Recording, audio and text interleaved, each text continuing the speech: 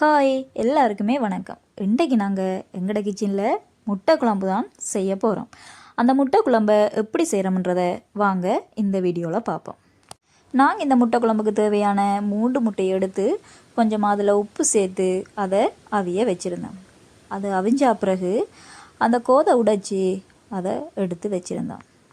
இந்த முட்டை குழம்பு மசாலா சேர்த்து தான் செய்ய போகிறோம். அதால் ஒரு மிக்சி கப்பில் கொஞ்சமாக கருவேப்பமில வெட்டி வச்சுருந்த தக்காளி பழமும் அதில் நாங்கள் சேர்த்துக்கொள்வோம். பிறகு வெட்டி வச்சுருந்த உள்ளிப்பூடும் வெட்டி வச்சுருந்த இஞ்சியையும் நாங்கள் அதில் சேர்த்துக்கொள்வோம்.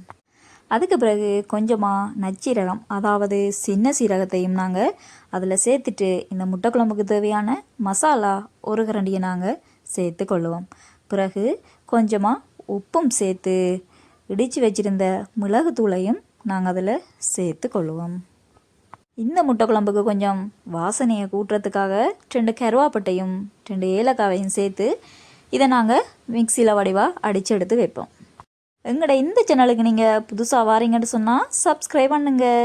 நாங்கள் கறி செய்ய போகிற சட்டியில் கொஞ்சமாக தேங்காய் சேர்த்துட்டு பெரிய வெங்காயம் கருவேப்பமில்லை அதில் போட்டு நாங்கள் அந்த எண்ணெயில் அதை ஒருக்கா வதக்குவோம். இடையில் நாங்கள் கொஞ்சமாக வெந்தயத்தையும் கொஞ்சமாக பெரிய சீரகத்தையும் போட்டு அதையும் ஒருக்கா நல்லாவே அந்த எண்ணெயில் வதக்கி கொள்ளுவோம். அந்த வெங்காயம் நல்லா வதங்கினா பிறகு நாங்கள் எடுத்து வச்சுருந்த அந்த மசாலாவை நாங்கள் இதில் சேர்த்து கொள்ளுவோம்.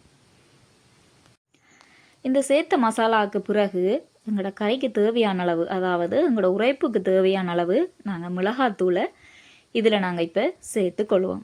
அதுக்கு பிறகு இந்த மிளகாத்தூளுண்ட வாசனையும் இந்த மசாலாண்ட பச்சை வாசனையும் போக மட்டும் நாங்கள் இந்த எண்ணெயில் அதை ஒருக்கா கிண்டுவோம்.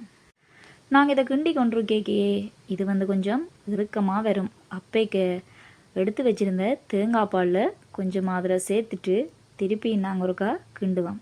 அப்போ தான் அந்த பச்சை வாசனையெல்லாம் போய் கறி இந்த மசாலா சேர்ந்து ஒரு நல்ல ஒரு வாசனையை தரும். இந்த டைமில் தான் நாங்கள் எடுத்து வச்சுருந்த மிச்ச தேங்காய் பாலையும் இதில் சேர்த்து கொள்வோம். கடைசியாக நாங்கள் அவிச்ச முட்டையை எடுத்து இப்படி மசாலா சேரக்கூடிய மாதிரி இடையில் அந்த முட்டையை வெட்டி அதை நாங்கள் கறியில் சேர்த்து கொள்வோம். சேர்த்தா பிறகு அடுப்பை நல்லாவே குறைச்சி வச்சுட்டு இதை ஒரு 2 நிமிஷம் மூடி விடுவோம். அதுக்கு பிறகு கறியை நாங்கள் இறக்கி வைப்போம். நான் செய்த இந்த முட்டை குழம்பு மசாலா சேர்த்து செய்ததால் ஒரு வாசனையும் ஒரு வித்தியாசமான சுவையையும் இது தந்தது. நீங்களும் இப்படி முட்டை குழம்பு இருக்கா மசாலா சேர்த்து செய்து பாருங்கள். எப்படி இருக்குன்றத எனக்கு கமெண்ட் பண்ணுங்கள். ஓகே, பாய் பாய்.